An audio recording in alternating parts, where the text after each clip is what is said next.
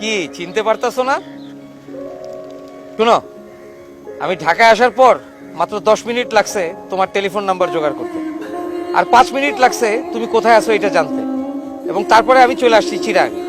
এখন তুমি বলো চিরাঙে কোথায় শুটিং করতেছো? কই, আমি তো চিটাগাং না, আমি তো মহেশখালীতে শুটিং করি। আমার সাথে চাপাবাজি করো না, ঠিক আছে? আমি সব ইনফরমেশন নিয়েই চিরাঙে আসছি। তুমি আসলে কি চাও বলো তো? আমি একটু তোমার সঙ্গে কথা বলতে চাই। কি বলতে চাও বলো? সেটা আমি তোমার সামনে সামনাসামনি দাঁড়ায় বলতে চাই। সেটা সম্ভব না। শিমু, তোমার সাথে আমার কি কমিটমেন্ট ছিল? আমি বিদেশ যাবো, টাকা রোজগার করবো, তারপরে ফিরে এসে তোমার বিয়ে করবো।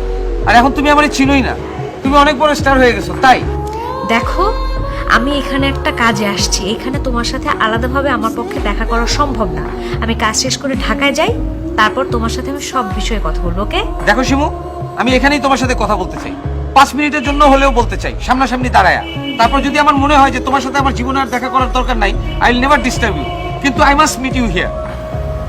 ওকে, তুমি আমার সাথে অল্প সময়ের জন্য কথা বলতে পারবা, কিন্তু একটা শর্ত আছে।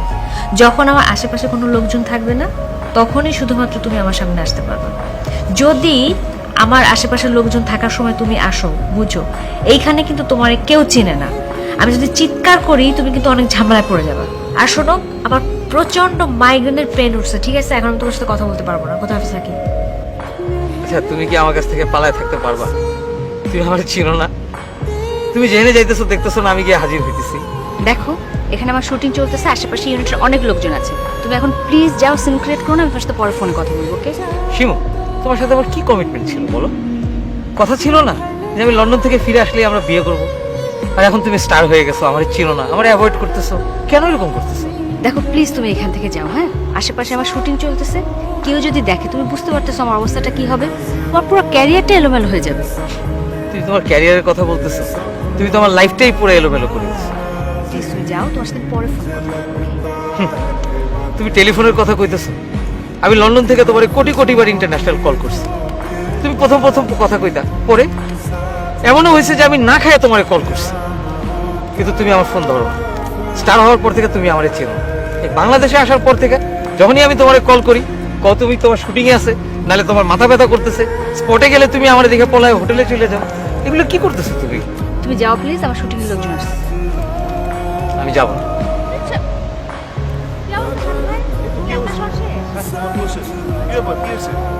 না প্লিজ ভাই, আপনি যান, এখন তো অটোগ্রাফ দেওয়া যাবে না, আমার শর্ট আছে এখন। হ্যাঁ, আর তাছাড়া আপনার কাছে তো কাগজও নাই।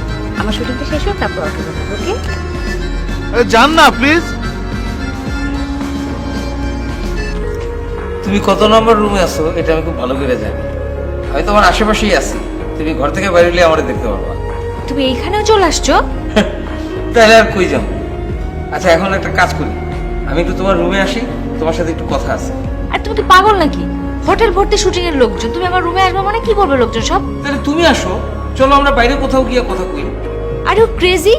তুমি জানো যে এই খবর ইন্ডাস্ট্রিতে জানলে কি অবস্থা হবে, আমার ক্যারিয়ারের উপর কি ইম্প্যাক্ট পড়বে? শোনো, আমি এখন খুবই গুরুত্বপূর্ণ একটা কাজ করতেছি, আমি কথা বলতে পারছি না, পরে কথা বলবো। Okay bye.